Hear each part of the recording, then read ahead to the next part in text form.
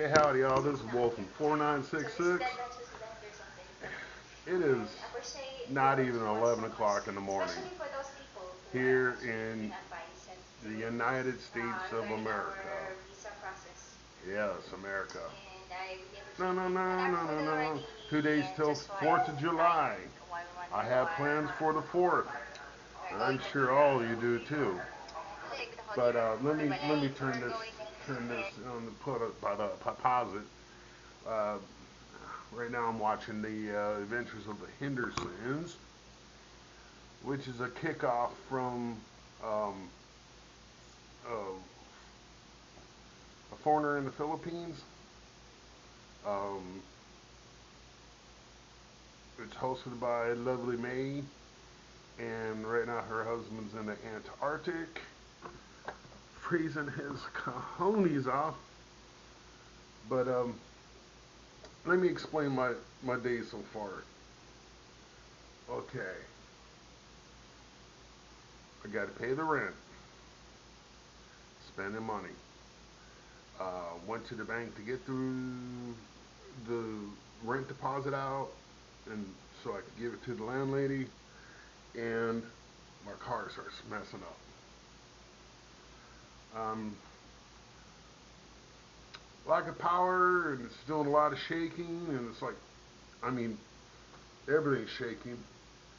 Um, but you know, it relaxes when I idle down a little bit on the gas pedal. But the thing is, I can't keep speed if you know.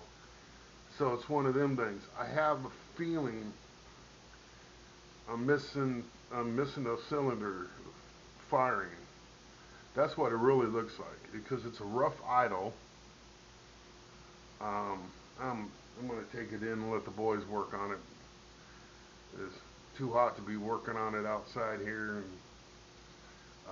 they can get the parts. Um, I might be looking at two coil packs, one coil pack or two coil packs, which each coil pack is a dual pack. If that makes sense to you. If you're a mechanic, you know what I'm talking about. A dual coil pack is pretty much one coil pack feeds two two opposing plugs because I got a 4 cylinder, so I only need two. So something's missing in there. The engine light not only on, but started blinking on me. And I'm like, oh great, man, major problems. Now before I was I mean, I'm shifting. I can't shift right, and I think that's what really the straw that broke the camel's back on that engine. It probably knocked them out. It could knock them out like uh, over back pressure, and you know, you just get that fire on the right thing, and it'll burn it'll burn a weak plug out. And I think it's been 4 or 5 years since I changed the plugs. I think it's time. Hopefully, it's not coil packs though. I'm hoping the coil packs are fine. They just put some new spark plugs in there. When he does that, he can give me a give me a good honest opinion on the valve cover gasket because my valve cover gaskets are it's kind of an overhead cam. It's an overhead cam before they started uh, overhead cams, I guess. But anyways, the plugs are inset into the valve cover, and that's how they fire, and everything's mounted on the valve cover.